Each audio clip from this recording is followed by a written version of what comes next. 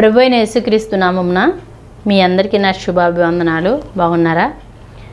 ఈరోజు మన వాక్య ధ్యానంలో భాగంగా దానియేలు గ్రంథము 6వ అధ్యాయము 1 నుండి కొన్ని వచనాలు చూసినట్లయితే, తన రాజ్యం అంతటి పైన అధిపతులుగా ఉండుటకై 120 మంది అధిపతులను నియమించుటకు దర్యావేషునకు ఇష్టవాయను. వారిపైన ముగ్గురిని ప్రధానులుగా నియమించను. ఆ ముగ్గురులో దానియేలు ముఖ్యుడు. రాజుకు నష్టము కలగకుండానట్లు ఆ అధిపతులు తప్పకుండా వీరికి లెక్కలు అప్పచెప్పవాలని ఆజ్ఞ ఇచ్చెను. ఇక్కడ రాజుగారు తనటువంటి రాజ్యంలో కొంతమందిని అధిపతులుగా నిర్ణయించాడు. 120 మంది అధిపతులను నియమించుటకు ఇష్టమైందంట. వారిపైన ముగ్గురిని ప్రధానులుగా పెట్టాడు. ఆ ప్రధానుల్లో దానియేలు ముఖ్యమైన వ్యక్తి. దేనికి అలా పెట్టాడంటే, రాజునకు నష్టము కలగకుండానట్లు. వీళ్ళు చేసేది కరెక్టా కాదా, వీళ్ళు అప్పచెప్పే లెక్కలన్నీ కరెక్టా కాదా, ఎక్కడైనా ఏదైనా రాజుగారి ఖజానాలో నుంచి వస్తున్న డబ్బు ఏదైనా పక్కదోవ పడుతుందా, ఎవరైనా లంచాలు తీసేసుకుంటున్నారా, రాజ్యానికి చెందవలసినటువంటి ఆ యొక్క సొమ్ము అనేది క్రమ పద్ధతిలో వస్తుందా రావట్లేదా అని రాజ్యానికి, ఆ ఖజానాకి, రాజుగారి యొక్క రావాల్సినటువంటి ఆ యొక్క సొమ్ముకి ఎక్కడా కూడా నష్టం కలగకూడదు, ఎక్కడా కూడా అన్యాయం కానీ అక్రమం కానీ జరగకూడదు అని చెప్పి కొంతమందిని ఏర్పాటు చేశాడు. ఆ కొంతమంది పైన ముఖ్యంగా ఉన్న వ్యక్తి అంటే దానియేలు. నష్టం కలగకూడదని కొంతమందిని అలాగా ఏర్పాటు చేసుకున్నాడు. ప్రియులారా, ఈ మాటను బట్టి మనం ఒక విషయం గమనించాల్సింది ఏంటంటే, మనము మన ఇంట్లో ఉన్నప్పుడు, మన కుటుంబంలో జీవిస్తూ ఉన్నప్పుడు కూడా భర్తవైనటువంటి నీవు నీ కుటుంబానికి ఏ నష్టము కలగకుండా నువ్వు ఒక సమయస్ఫూర్తిని, ఆలోచన విధానాన్ని, జ్ఞానమును కలిగి ఉండాలి. హల్లెలూయా. నీకు వస్తున్న సంపాదన ఎంత, నీ భార్యకి ఇస్తున్న డబ్బులు ఎంత, నీ బిడ్డలకి ఇస్తున్న డబ్బులు ఎంత, వాళ్ళు ఎలా ఖర్చు పెడుతున్నారు, నా రాబడి ఎంత, నా ఖర్చు ఎంత మిగులుతుంది అనేటటువంటి ఆరా అనేది నీకు ఉండాలి. వ్యర్థమైన ఖర్చులను, అనవసరమైన ఎప్పటికప్పుడు కూడా నువ్వు తగ్గించేసుకోవాలి. ఏ రోజుకి ఏ నెలకు ఆ నెల ఒక లిస్ట్ అనేది నువ్వు ప్రిపేర్ చేసుకోవాలి. దీనికి ఇంత ఇచ్చాం, దీనికి ఇంత వాడాం, దీనికి ఇంత వాడాం అని చూసుకుని ఆ యొక్క లిస్టులో లాస్ట్కి వచ్చిన దాన్ని బట్టి నీకు ఎంత మిగులుతుంది, ఆ మిగిలిన దాన్ని ఏం చేస్తున్నావు, సరదాలకి, సంతోషాలకి, ఉల్లాసాలకి అటు ఇటు పరుగులు పెడతాం అటు కాదు, కానీ ఆ మిగిలిన దానికి ఏదైనా ఉపయోగపడే పని చేస్తున్నామా లేదా, లేదా అసలు ఏం మిగలట్లేదు, అంతా కూడా ఇంకా అప్పే మిగిలిందంటే కనుక తీసేయాల్సిన ఏంటి, అనవసర ఖర్చులు ఏంటి వీటిలో అని ఒక బడ్జెట్ వేసుకుని చూసుకుని ఆ వచ్చే నెలలో అవన్నీ కుదించుకుని రావాలి. అంతేగాని భార్య అడిగింది కదా అని చెప్పి ఆమెకి ఎంత అడిగితే అంత చేతిలో పెట్టడం కాదు, దేని కొరకు వాడుతుంది అనేటటువంటి ఒక ఆరా నీకు ఉండాలి. బిడ్డలు అడుగుతుంటే ట్యూషన్ ఫీజు అంటే ఎంతంటే అంత చేతిలో పెడతాం కాదు, నువ్వే వెళ్ళి ఆ ట్యూషన్కి వెళ్ళి ఆ మాస్టర్ గారితో మాట్లాడి వారి చేతిలో పెట్టాలి. పలానా పుస్తకం ఏదో కొనాలి, అది 1000, 2000, 3000 అని చెప్తే తీసి ఇచ్చేయడం కాదు గబగబా, నువ్వే వెళ్ళి దగ్గరుండి వాళ్ళకి కొని పెట్టాలి. అప్పుడు వాళ్ళకి భయము, బాధ్యత అనేది వస్తాయి. అమ్మో, నేను ఇలా అబద్ధం చెప్పినా మా నాన్నగారికి నేను దొరికిపోతాను, ఇలా నేను అబద్ధం చెప్పినా మా అమ్మకి నేను దొరికిపోతాను అనేటువంటి ఒక భయం ఉండి వాళ్ళు కరెక్ట్ విధానంలో ముందుకు వెళ్తారు. అలా నువ్వు చిన్ననాటి నుండి వాళ్ళకి క్రమ పద్ధతి అనేది నేర్పిస్తే కనుక వాళ్ళు పెద్ద అయిన తర్వాత కూడా వాళ్ళ పిల్లల పట్ల కూడా బాధ్యత కలిగి ఉంటారు. హల్లెలూయా. నష్టం కలగకూడదు. నీకు వస్తున్నటువంటి సొమ్ము, భార్యగా నువ్వు సంపాదిస్తున్న సంపాదన నష్టపోకుండా ఉండాలన్నా, భర్తగా నువ్వు సంపాదిస్తున్న సంపాదన నష్టపోకుండా ఉండాలన్నా, మీ ఆస్తిపాస్తులన్నీ కరిగిపోకుండా ఉండాలన్నా ఒక జ్ఞానయుక్తమైనటువంటి ఆలోచన, వివేకం కలిగి ఉండాలి.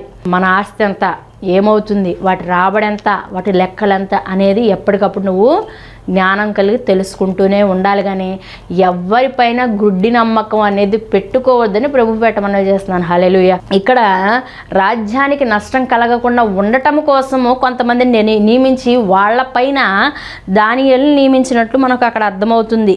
ఈ దానియేలు అతి శ్రేష్టమైన బుద్ధి గలవాడై ప్రధానిలోను అధిపతిలోను ప్రఖ్యాతి నుండి ఉండేను కనుక రాజ్యమంతటి మీద అతను నియమించాలని రాజు ఉద్దేశించాడంట. ఏంటి ఈయనలో ఉన్న మంచి క్వాలిటీ ఏం చూశాడు రాజు అంటే కనుక, బాగా ఎత్తుగా ఉన్నాడు అందుకే ఈయన పెట్టాలని అనుకున్నాడా? ఈ దానియేలు మంచి క్వాలిటీ ఏం చూశాడు, మంచి శరీర సౌష్ఠవం కలిగి ఉన్నాడు, మంచి బలశాలిగా ఉన్నాడు, కాబట్టి ఈయన్ని మనం ఎంచుకోవాలని అనుకున్నాడు ఆ రాజు. ఉన్న వాళ్ళందరిలో చూడటానికి చక్కటి అందగాళ్ళలాగా మంచిగా ఉన్నాడు, ఈయన్ని పట్టుకోవాలి, మనం ఈయన్ని మంచిగా నియమించాలని అనుకున్నాడు. కానీ ఇవన్నీ పైన విషయాలు ఏవీ చూడలేదండి రాజు. చూసిందేంటి, మంచి బుద్ధి గలవాడై, అతి శ్రేష్టమైన బుద్ధి గలవాడై అని ఉంది. మంచి బుద్ధి కూడా అతి శ్రేష్టమైన బుద్ధి గలవాడై. మంచి బుద్ధి కలిగి ఉంటేనండి ఎక్కడైనా రాణించగలుగుతాం. ఈ యొక్క శరీర అందము ఈరోజు ఉన్నట్టు రేపు ఉండదండి. ఈ యొక్క పై మెరుగులు ఈరోజు ఉన్నట్టు రేపు ఉండవు. కిందటి సంవత్సరం ఉన్నట్టే ఈ సంవత్సరం ఉండరు ఎవరో కూడా. శరీరంలో మార్పులు అనేవి వస్తూ ఉంటాయి. కిందటి సంవత్సరం ఉన్న బలం ఇప్పుడు ఉండదు. కరోనాకు ముందు చాలా బలంగా ఉన్న వాళ్ళందరూ ఇప్పుడు బలహీనలు అయిపోయారు. ఇమ్యూనిటీ పవర్ తగ్గిపోయి నీరసాలు. కాబట్టి ఈ శరీరకు సంబంధించినట్టు వాటి కోసం పరుగులు పెడతా ఉంటారు చాలామంది. ఇలాగే ఉండాలి, నేను ఇలా యవ్వనంగానే కనబడాలి, ఇంత ఫిట్నెస్గానే ఉండాలి, నేను ఎంతో దృఢంగానే ఉండాలని చెప్పి దాని కొరకు వేలకు వేలు ఖర్చులు పెట్టుకుంటా అటు వెళ్ళి ఆ సెంటర్లకు వెళ్ళి ఈ సెంటర్లకు వెళ్ళి ఆ కోచింగ్లు తీసుకుని ఇటు వెళ్ళి అటు వెళ్ళి ఆ పార్లకు వెళ్ళి డబ్బంతా వృధా చేసుకుంటూ ఉంటారు. నువ్వు ఎంత ఖర్చు పెట్టినా ఎంత చేసినా అవన్నీ తాత్కాలికమేగా.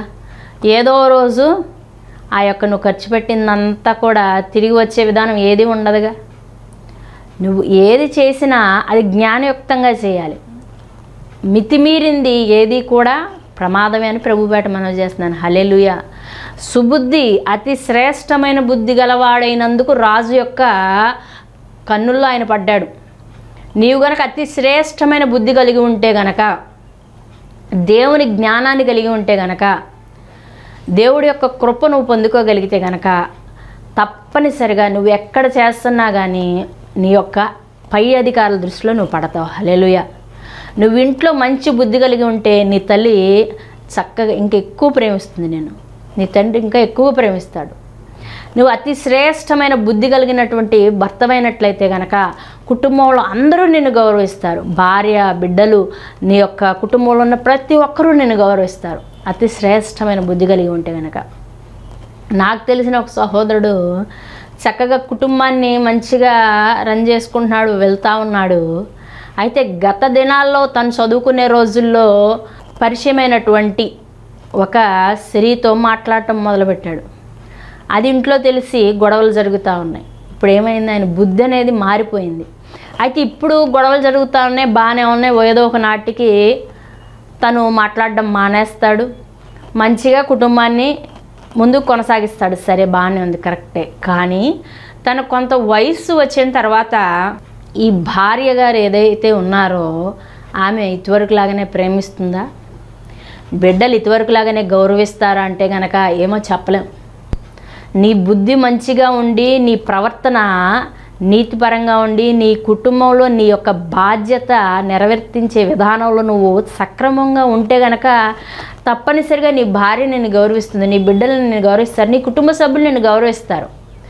నీ బుద్ధి మంచిగా లేకపోతే ఇప్పుడు కామ్గా ఉండొచ్చేమో, నీ బుద్ధి మంచిగా లేకపోతే ఇప్పుడు సరే అని సర్దుకోవచ్చేమో, నీ బుద్ధి మంచిగా లేకపోతే కుటుంబం అలరైపోతుందేమో అని చెప్పి ఒకవేళ ఎక్కడికక్కడ ఆగిపోవచ్చేమో. కానీ కొంత ముందుకెళ్ళిన తర్వాత, కొంత వయసు మీద పడిన తర్వాత నీవు ఇటువరకు పొందుకున్నంత గౌరవాన్ని నువ్వు పొందుకోలేవు. ఇటువరకు పొందుకున్నటువంటి ఆ యొక్క ప్రేమ అభిమానాన్ని నువ్వు పొందుకోలేవు.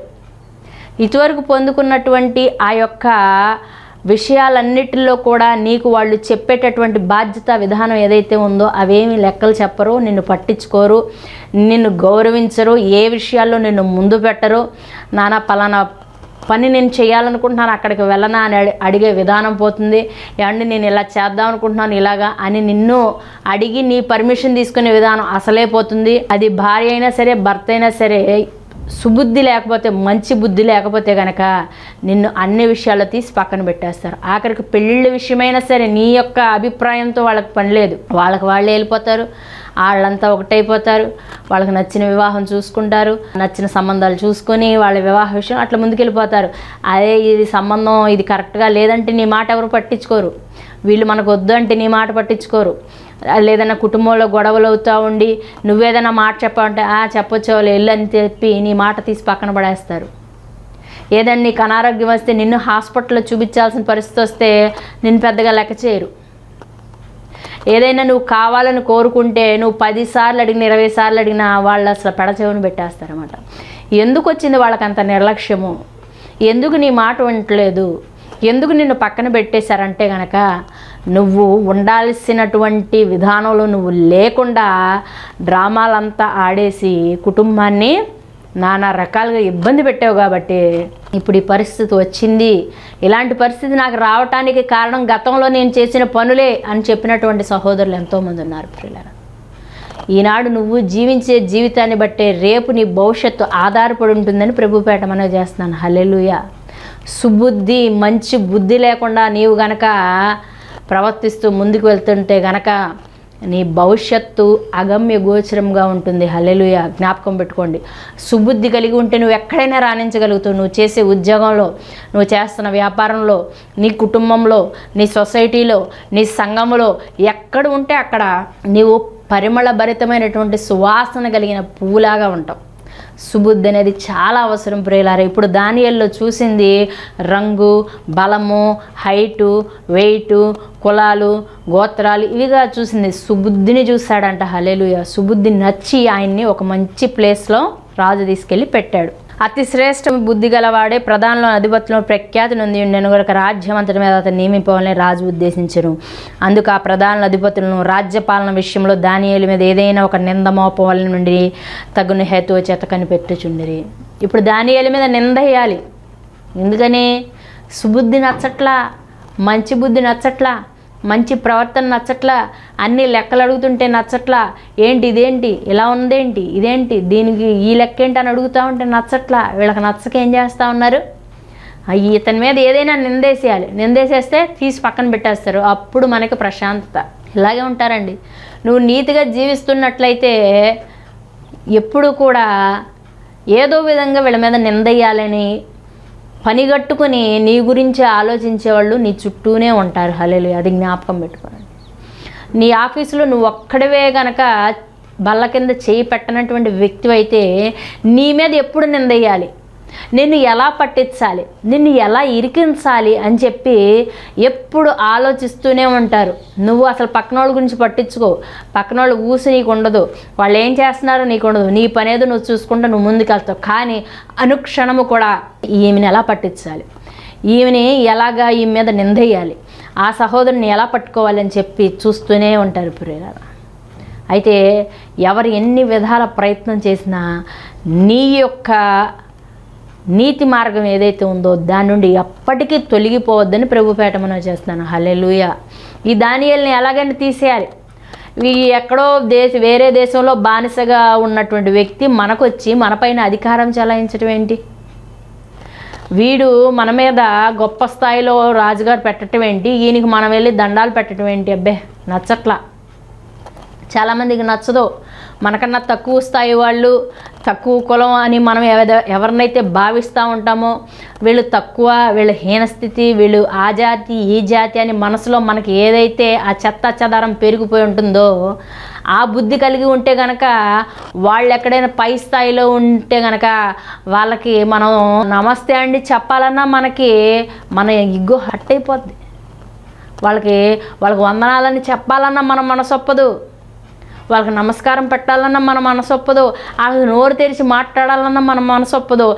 వీడేంటి ఈవేంటి మన పైన ఉండటమేంటి, ఇతరేంటి నాకంటే తక్కువ స్థాయి వాడు ఈరోజు ఎంత అందలం ఎక్కటం ఏంటి, అసలు నాకంటే చాలా తక్కువ కులస్తుడు వీడొచ్చి నాపై అధికారి ఏంటి, ఉండకూడదు, వీళ్ళని ఎట్లాగైనా తీసేయాలి, ఎలాగైనా ఇక్కడి నుంచి లాగేసేయాలి, ఏదో ఒక నిందమోపైనా ఏదో ఒక తప్పుడు విధానంలో వాళ్ళని ఇరికిచ్చైనా పై అధికారులతో ఏదో విధంగా మాట్లాడేసి అవసరమైతే వాళ్ళు డబ్బులు వెచ్చించి దానికోసం పనిగట్టుకుని ప్రయాణాలు చేసుకుంటూ వెళ్ళి తప్పుడు విధానాలన్నీ ఆపై అధికారులకి చెప్పుకుంటూ వెళ్ళి ఆ మనిషిని అక్కడి నుంచి తీసేయాలి. తీసేస్తే కానీ వాళ్ళకి ప్రశాంతంగా నిద్ర పట్టదు, ప్రశాంతంగా తిండి తినలేరు, ప్రశాంతంగా వాళ్ళు ఉండలేరు అన్నమాట. ఎప్పుడు కూడా వాళ్ళేదో చేస్తారు వీళ్ళేదో చేస్తారని చెప్పి నువ్వు ఎవ్వరికీ జడి అవ్వద్దు, భయపడవద్దు. హల్లెలూయా. ఇప్పుడు వీళ్ళకి ప్రశాంతత లేదు, ఎలాగైనా ఒక నిందేసేయాలి, దానియేలుని అక్కడి నుంచి తీసేయాలని చెప్పి ఆలోచిస్తూ ఉన్నారు. అప్పుడేమైందో చూడండి, నింద మోపులను తగిన హేతువచ్చ కనిపెట్టిన దానియేలు నమ్మకస్తుడై ఏ నేరమైనను తప్పైనను చేయవాడు కాడు గనక దానియేలులో ఏ తప్పైన లోపమైనను కనుగొనలేకపోయారు. ఏ నేరం లేదు, ఏ తప్పు లేదు, ఏది పట్టుకుందామన్నా కూడా అవ్వట్లేదంట. ఏం చేయాలి, ఏది అవ్వట్లేదు. ఇప్పుడు మనం ఏం చేయాలన్న ఆలోచనలో పడ్డారు. చాలామందిలో కొంతమంది నేను చూశాను ప్రియులారా, వాళ్ళు ఏ తప్పు చేయరు. ఇలాంటి సిగరెట్లు తాగడం, మందు పేకాట ఇట్లాంటివి ఏమీ ఉండవు.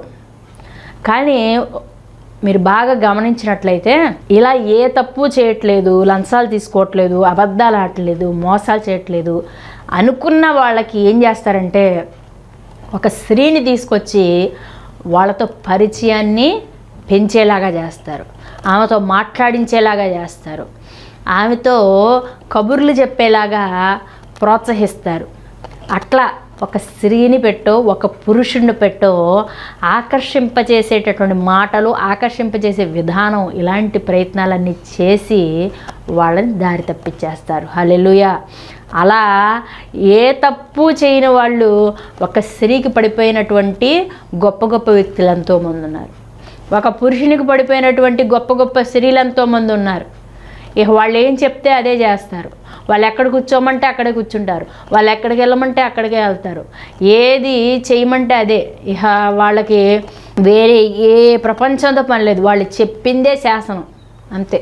దానివల్ల నా కుటుంబం అంతా పోతుంది అయినా వాళ్ళకి బాధలేదు, దానివల్ల సంఘంలో నా పేరంతా పోతుంది అయినా వాళ్ళకి బాధలేదు, దానివల్ల నాకున్న మంచి పేరంతా పోయి అందరూ కూడా అని చీదరించుకుంటున్నారే అయినా వాళ్ళకి బాధలేదు. ఇలాగా ఏనికి లొంగని వ్యక్తిని ఒక స్త్రీని పరిచయం చేసి ఒక పురుషుని పరిచయం చేసి గొప్ప స్థాయిలో ఉన్న వాళ్ళని పడేసినటువంటి దాఖలాలు ఎన్నో ఉన్నాయి. అయితే నిజ క్రైస్తవుడైనటువంటి నీవు, నిజ క్రైస్తవురాలు అయినటువంటి నీవు దేనికి లొంగకూడదు, వంగకూడదు. హల్లెలూయా. అది పురుషుడైనా, స్త్రీ అయినా, మత్తు పదార్థాలైనా, చెడ్డ స్నేహమైనా, ఫోన్లైనా, పోర్నోగ్రఫీ అయినా, ఈ యొక్క బూతు బొమ్మలు ఏదైమైనప్పుడు దేనికి కూడా నీవు బానిస కాకూడదు, దేని వైపు కూడా నీ కన్నులెత్తకూడదు. నీవు ఒక నిత్య నిబంధన కలిగినటువంటి వ్యక్తివని ప్రతి క్షణము కూడా నీ మనస్సులో దేవుని ధ్యానంతో ముందుకు వెళ్ళాలని ప్రభుపేట మనవి చేస్తున్నాను. హల్లెలూయా. హల్లెలూయా. ఇక్కడ ఈయన ఏ తప్పు మనం కనుగొనలేం, కానీ వాళ్ళు ఒకటి అనుకున్నారు. ఏమనంటే ఆ ప్రధానులు రాజు వద్దకు కూడి వచ్చి ఏమంటున్నారంటే దేవుని విషయంలో, అంటే దేవుని పద్ధతి విషయం అందే కానీ అని అంటున్నారు. అంటే మనం సేవిస్తున్న దేవుడు వేరు, వాళ్ళు సేవిస్తున్న దేవుడు వేరు, దీన్ని బట్టి మనం ఏదైనా సృష్టించగలమా అని ఆలోచన చేసుకుని ఏమంటున్నారంటే, రాజా ఇప్పుడు నీ దగ్గర తప్ప ఎవరికి కూడా ఎవరు మనవి చేసుకోకూడదు, మరి ఏ దేవుని యొద్దను మానవ యొద్దని ఎవడు ఏ మనవియు చెయ్యకూడదు. 30 రోజుల వరకు కూడా ఏ మానవుని దగ్గరికి, ఏ దేవుని దగ్గరికి వెళ్ళకూడదు. నీ యొద్ద మాత్రమే ఏం చెప్పినా ఏం చేసినా అట్లా ఎవరైతే మీరిపోతారో వాళ్ళు సింహాల గుహలో వేయబడాలి అని చెప్పేటటువంటి విధానంలోకి వచ్చి చెప్పారు. రాజు సరే అన్నాడు. రాజు సరే అన్న తర్వాత ఏమైందో చూడండి. శాసనము రాయించి సంతకం చేశాను. ఇట్టి శాసనము సంతకం చేయబడిన దానియేలు తెలుసుకొనెను. అతడు తన ఇంటికి వెళ్ళి యథాప్రకారంగా అనుదినము 3 మోకాళ్ళుని ప్రార్థన చేసినట్లు మనకు అర్థమవుతుంది కదండి. అంటే రాజు చంపేస్తాడని తెలిసినా దానియేలు వెళ్ళి మోకరించాడు. రాజు సింహాల గుహలో వేసేస్తాడని తెలిసినా దానియేలు వెళ్ళి మోకరించాడు.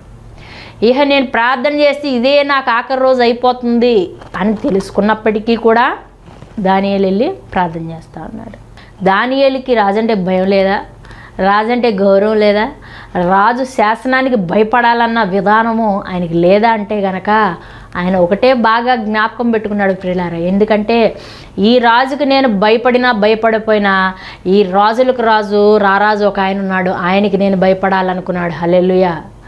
ఈ రాజు మాట విన్నా వినకపోయినా పైన ఒక రాజు ఉన్నాడు, ఆ రాజు మాట నేను తప్పనిసరిగా వినాలనుకున్నాడు. హల్లెలూయా.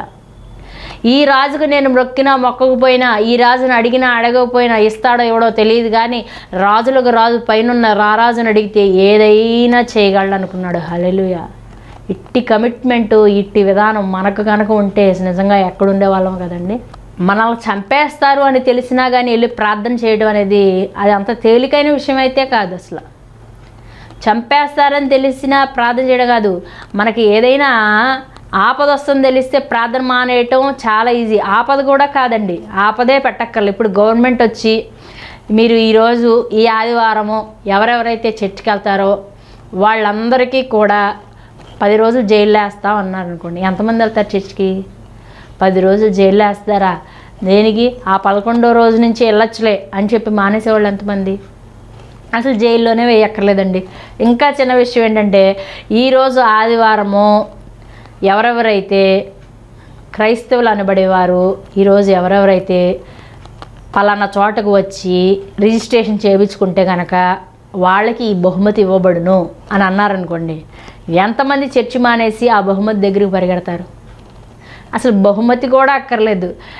ఈరోజు రిజిస్ట్రేషన్ చేయించుకుంటే ఇళ్ల స్థలాలు ఇవ్వచ్చు ఇవ్వకపోవచ్చు అని ఒక మీమాంసలో పెట్టారు. వస్తే వస్తుందంట, లేకపోతే లేదంట అన్న ఒక్క చిన్న విషయానికి కూడా ఎంతమంది మానేస్తారు? మనం చర్చి మానేయాలంటే పెద్ద విషయం అక్కర్లా, మనం ప్రార్థన మానేయాలంటే పెద్ద విషయం అక్కర్లా. 4 చుట్టాలు వచ్చారంటే మనం ప్రార్థన మానేస్తాం. మనం వాక్యం ఆపేయాలంటే పెద్ద విశేషాలు ఏమి ఉండక్కర్లా. ఏదైనా బయటికి వెళ్ళాల్సిన పని అది అవసరం ఉన్నా లేకపోయినా ఏదైనా పని పడింది అనుకోండి, వాక్యం మానేస్తాం, ప్రార్థన మానేస్తాం, చర్చి మానేస్తాం. ఏది?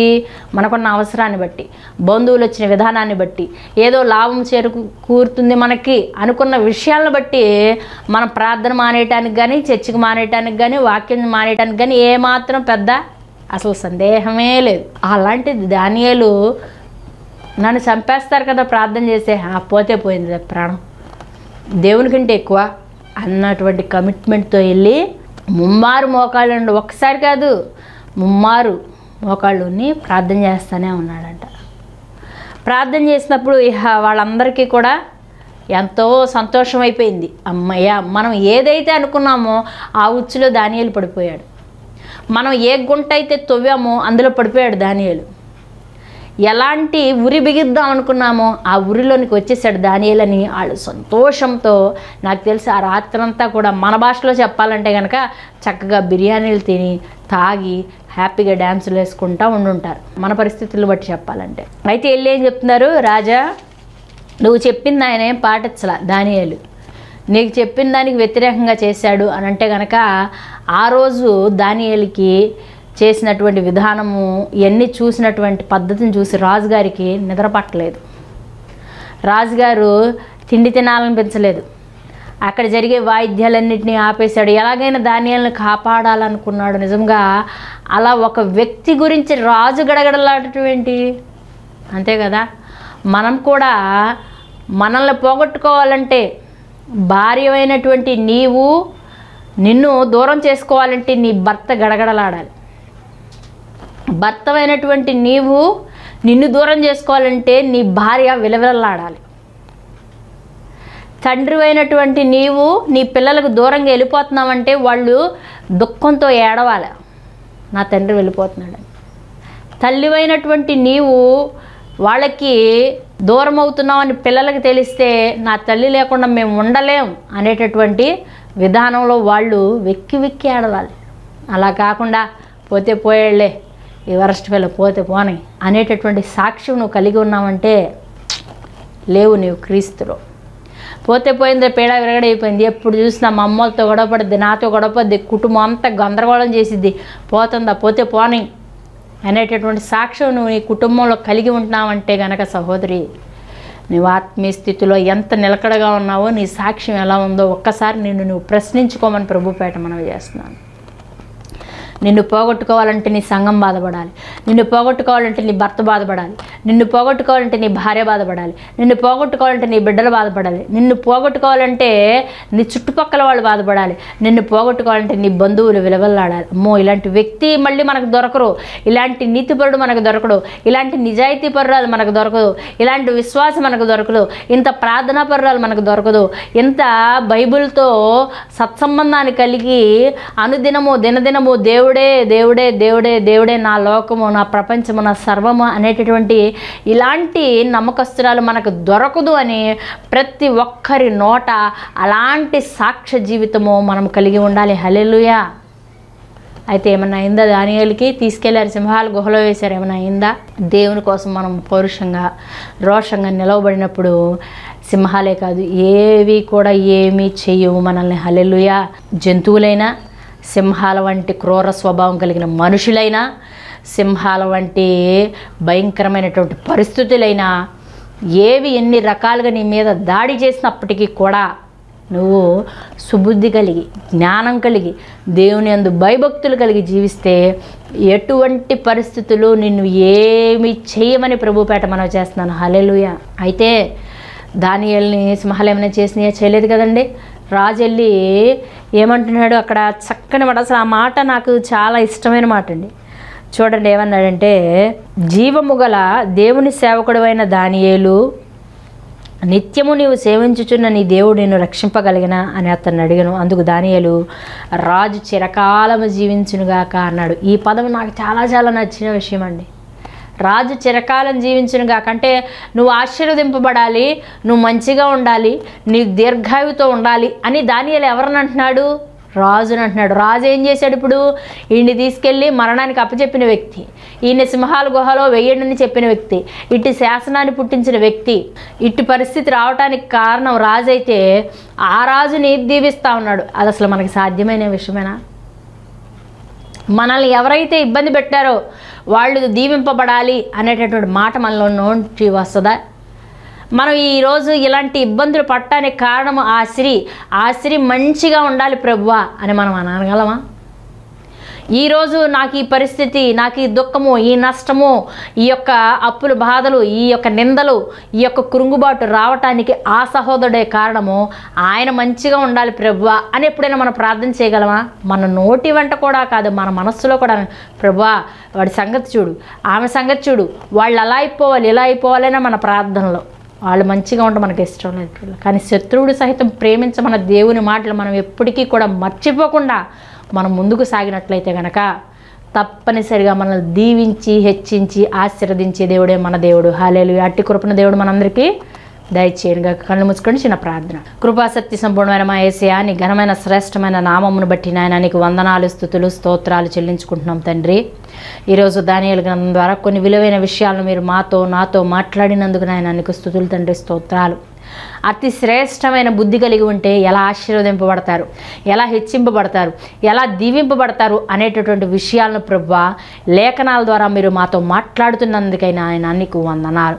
ఎట్టి పరిస్థితుల్లో ఉన్నా, ఏ విధముగా ఉన్నా మీ నుంచి దూరం చేసే ఏ విషయాన్నైనా దూరం పెట్టాలి, కానీ మీకు దూరం అయిపోకూడదు అనేటటువంటి విషయాలను దానియేలు ద్వారా మాతో మాట్లాడుతున్న దేవానికి వందనాలు.